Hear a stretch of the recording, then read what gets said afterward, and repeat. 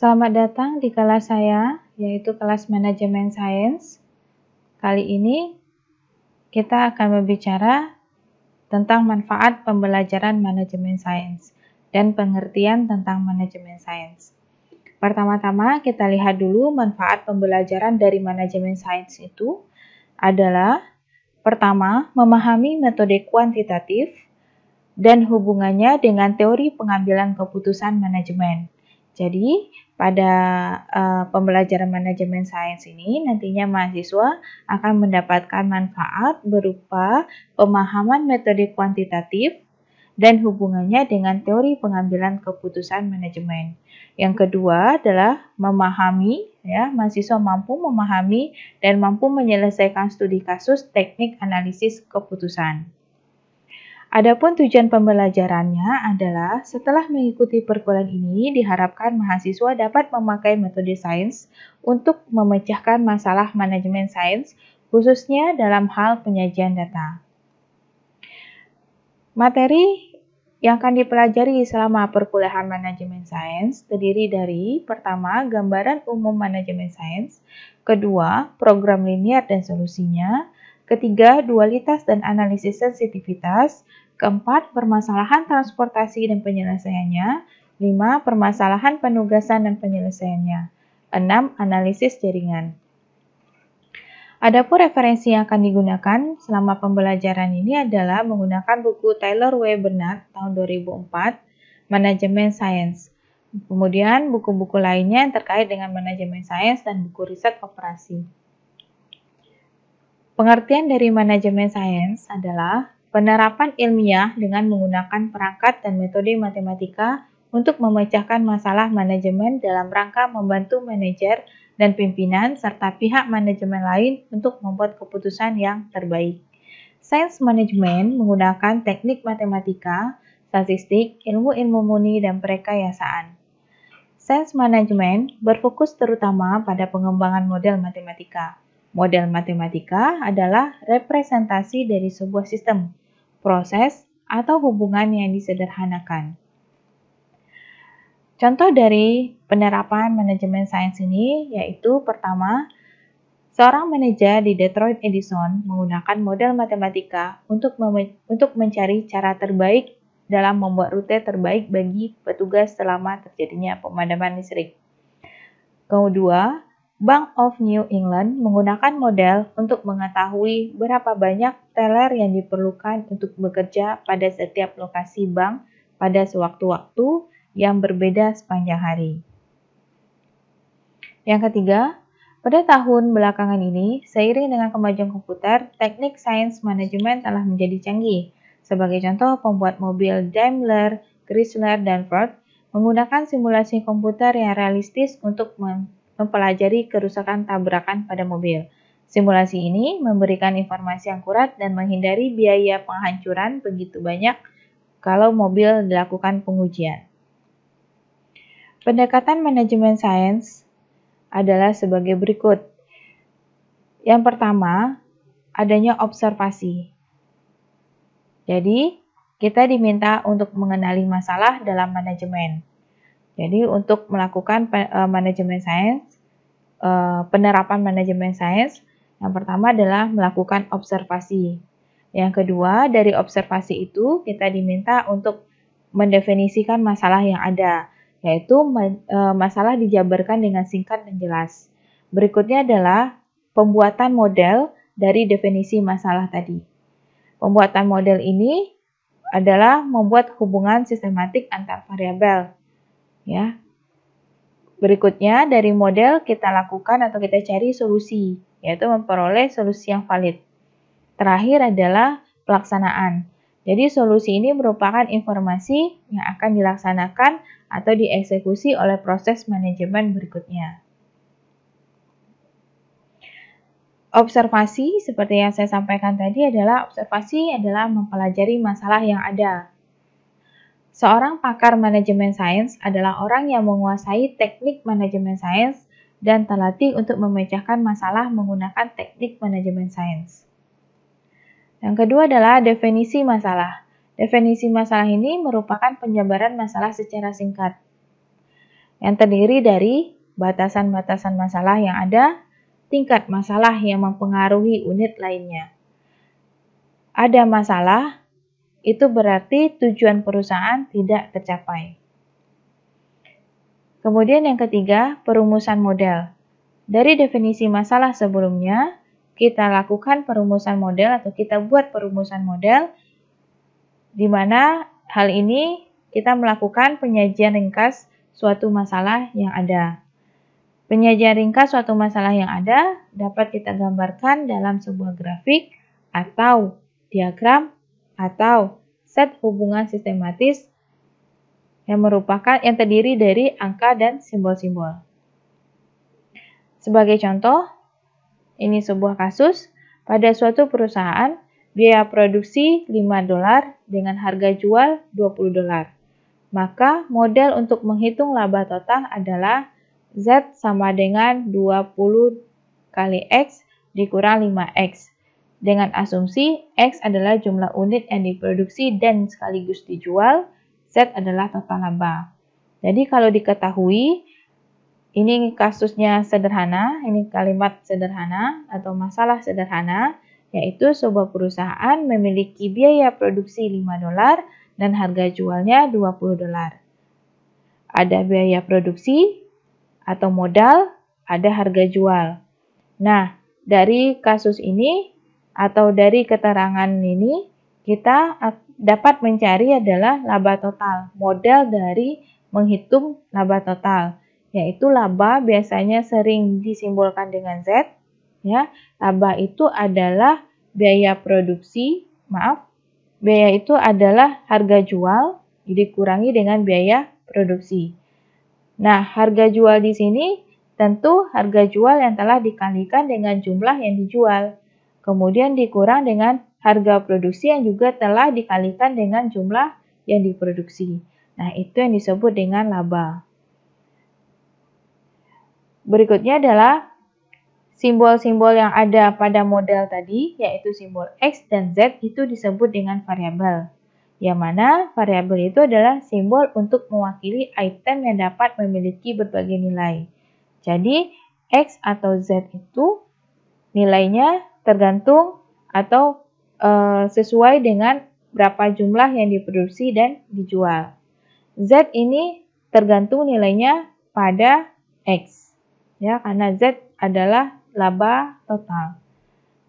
Sedangkan dari model kita ketahui bahwa terdapat angka $20, $5, ini disebut dengan parameter, ya. Parameter itu adalah nilai-nilai konstan yang merupakan koefisien dari variabel dependen, yaitu Z, dan variabel independen, yaitu X. Variabel dependen adalah variabel yang tergantung dengan variabel lain, sedangkan variabel independen adalah variabel bebas. Di sini yang menjadi dependen adalah Z, sedangkan yang menjadi bebas atau independen adalah X. Kenapa Z ini dependen atau tergantung? Kita lihat dalam modal. Ya, kita lihat pada laba total tadi. Di sini Z sama dengan biaya atau harga jual dikurang dengan harga modal atau harga produksi. Jadi nilai Z tergantung terhadap harga jual dan juga harga produksi. Sedangkan harga produksi dan harga jual itu bebas.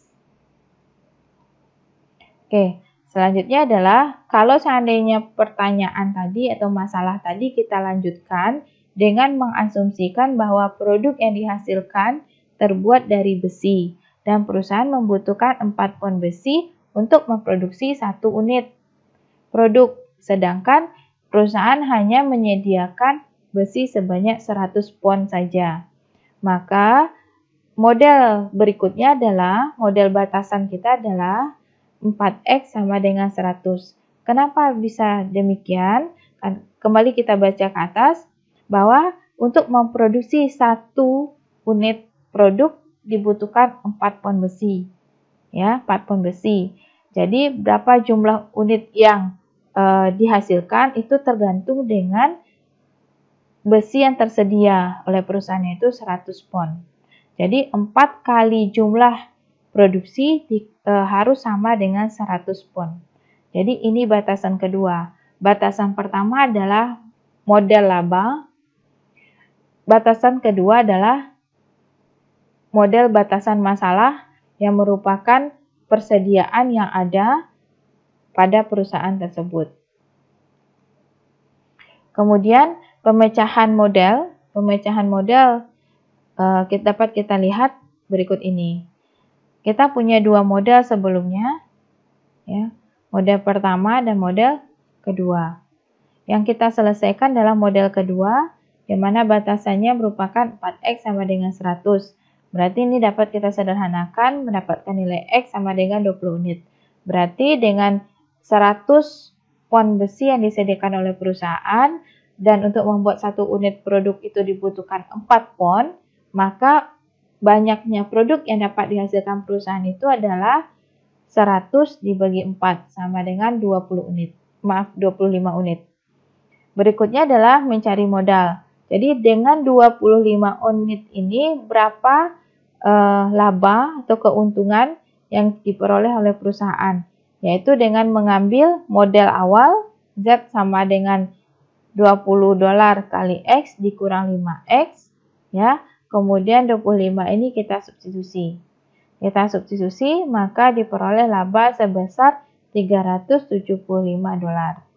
Inilah yang akan kita rekomendasikan kepada pengelola perusahaan atau manajer perusahaan.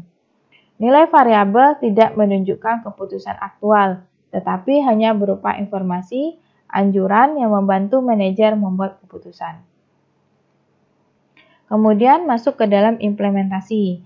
Implementasi itu artinya adalah pelaksanaan nyata dari model yang telah dikembangkan atau pemecahan masalah yang dihasilkan oleh model yang telah dikembangkan. Jadi setelah kita mendapatkan modelnya tadi dan ini rekomendasi kita, berarti kita harus mengimplementasikannya karena itu sudah merupakan model yang terbaik. Jadi perlu diingat bahwa jika model sains, manajemen, dan solusinya tidak diimplementasikan, maka semua usaha dan sumber daya yang digunakan dalam pengembangan model akan sia-sia. Nah, berikut adalah pekerjaan ke depan yang berkaitan dengan manajemen sains. Oke, saya akan memperlihatkan case study atau studi kasus awal dari manajemen sains ini. Nah, kasus pertama ini adalah kasus yang saya ambil pada pendahuluan tadi, ya, yang perusahaan A memproduksi suatu produk yang terbuat dari besi. Biaya produksinya $5 dengan harga jual $20. Untuk memproduksi satu unit produk dibutuhkan 4 pon besi. Kemudian yang ditanya adalah berapakah jumlah produk yang dapat dihasilkan jika perusahaan menyediakan 100 pon besi saja. Dan berapa keuntungan yang diperoleh perusahaan tersebut. Nah, kalau seandainya ini kan kasusnya kasus lengkap. Yang tadi saya potong-potong. Ini kasusnya kasus lengkap. Jadi cara penyelesaiannya adalah pertama, kita buat dulu tujuan. Tujuan kita apa? Tujuan kita pasti adalah keuntungan, ya, keuntungan. Berarti kita memaksimalkan nilai Z, yang mana nilai Z itu sama dengan $20 kali X dikurang 5X. Yang ini sudah saya sampaikan pada materi sebelumnya. Bagaimana mendapatkan Z sama dengan $20 X dikurang 5X. Kemudian setelah mendapatkan tujuan, kita buat batasan. Apa menjadi batasan kita? Adalah kesediaan bahan pokok, yaitu 100 pon besi. Ya, 100 pon besi ini harus dapat kita gunakan untuk membuat produk sebanyak-banyaknya. Dengan syarat satu produk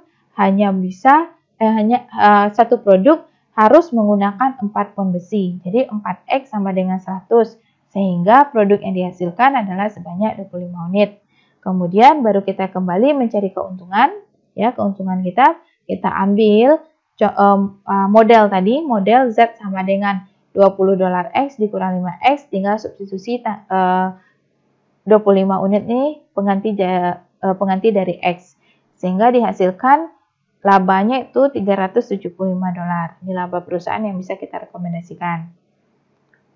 Berikutnya adalah kita akan menghitung break even point. Jadi saya perkenalkan dulu apa itu break even point, ya, atau kita singkat BEP. Break even point juga dapat kita artikan sebagai titik impas. Jadi BEP ini atau break even point adalah titik terendah sebagai patokan kita agar kita tidak mengalami kerugian.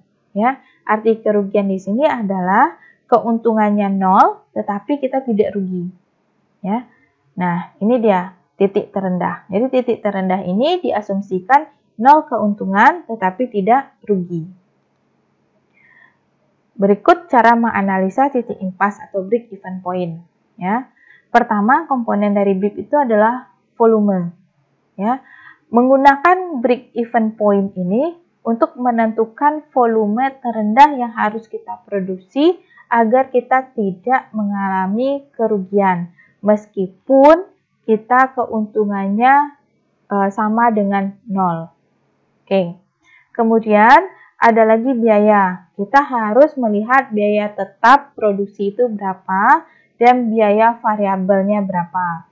Nanti kita lihat keuntungan. Ya, keuntungan di sini untuk menggunakan titik impas atau break even point adalah keuntungannya kita jadikan sama dengan 0. Kemudian formula. Ini beberapa formula yang harus kita gunakan dalam break even point. Pertama, untuk mencari total biaya itu disebut dengan TC, ya, total cost atau total biaya, itu sama dengan CF tambah V kali CV.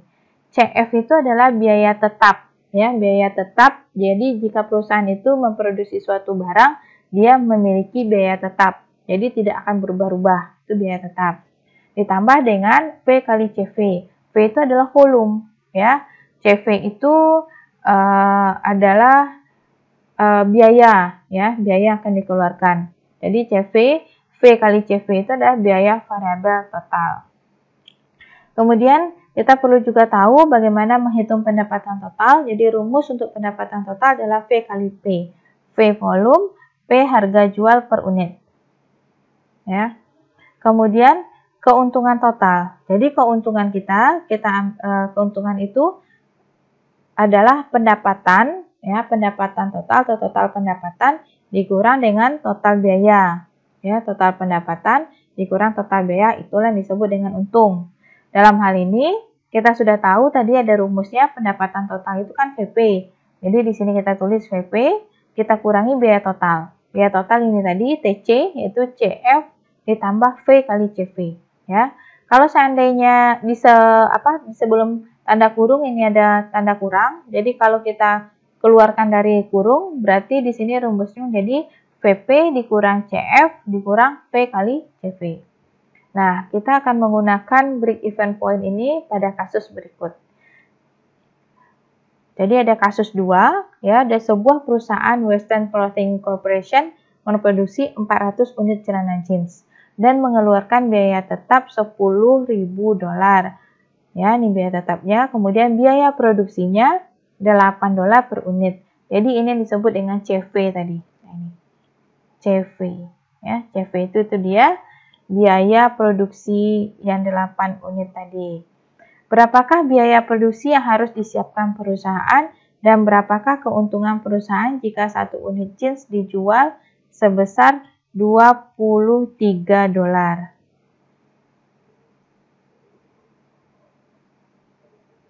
Ya, $23. Oke, kita buat penyelesaian.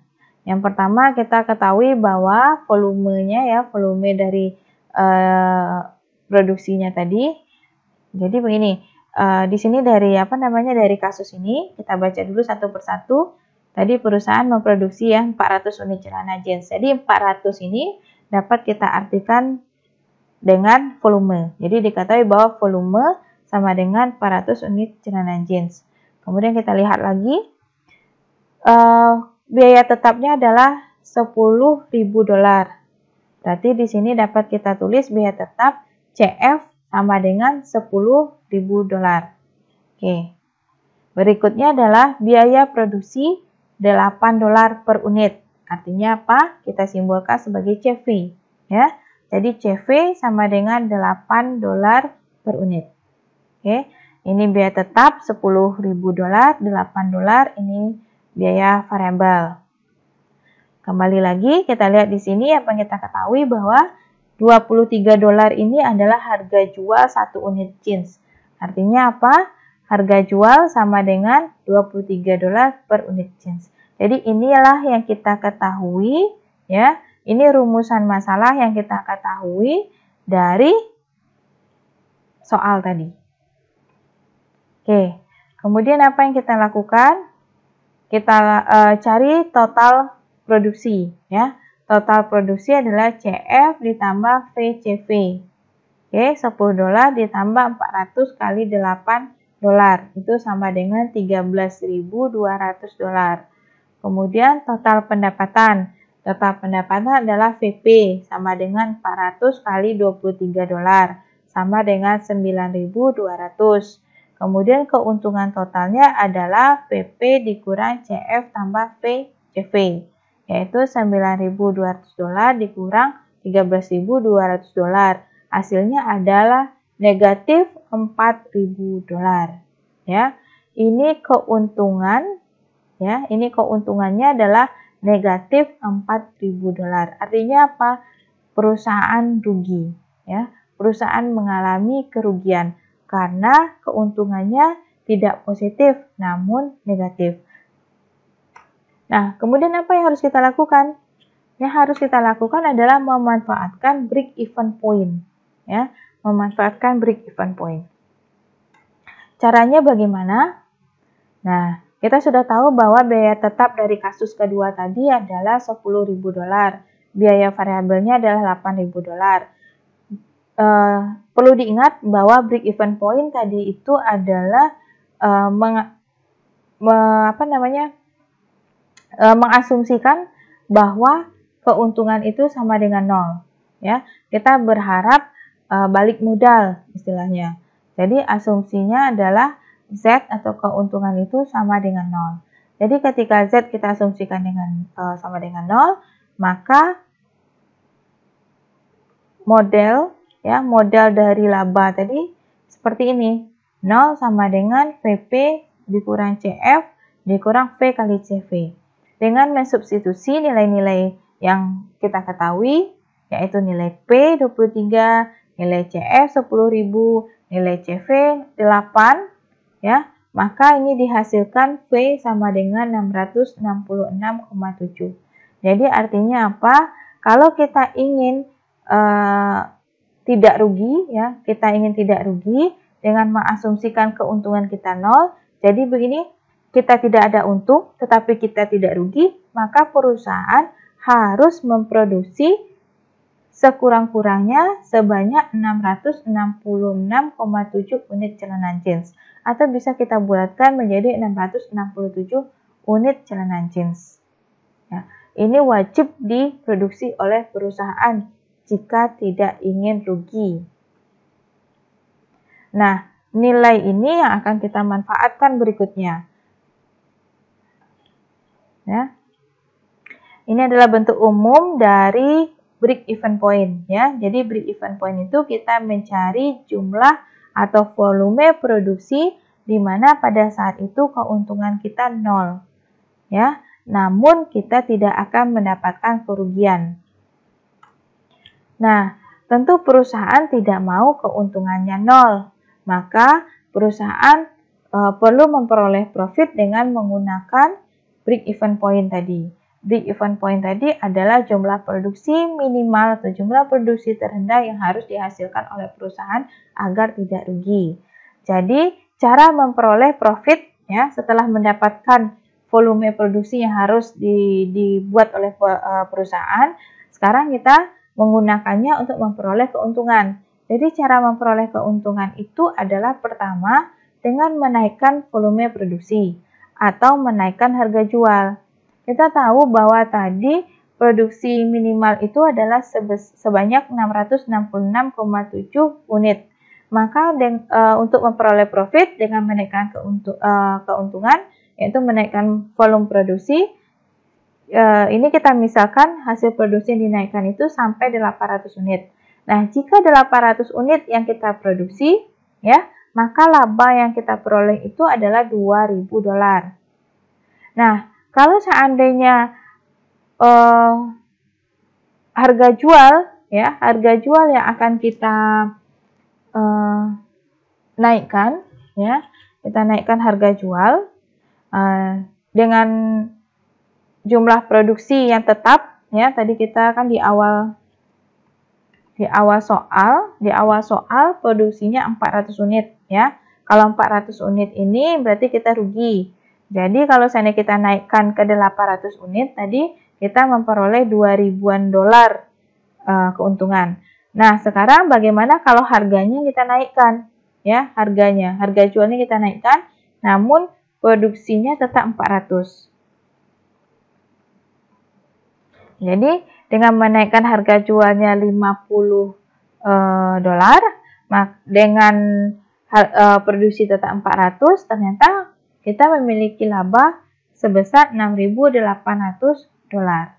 Nah, inilah model ini yang akan saudara berikan kepada si pemilik perusahaan.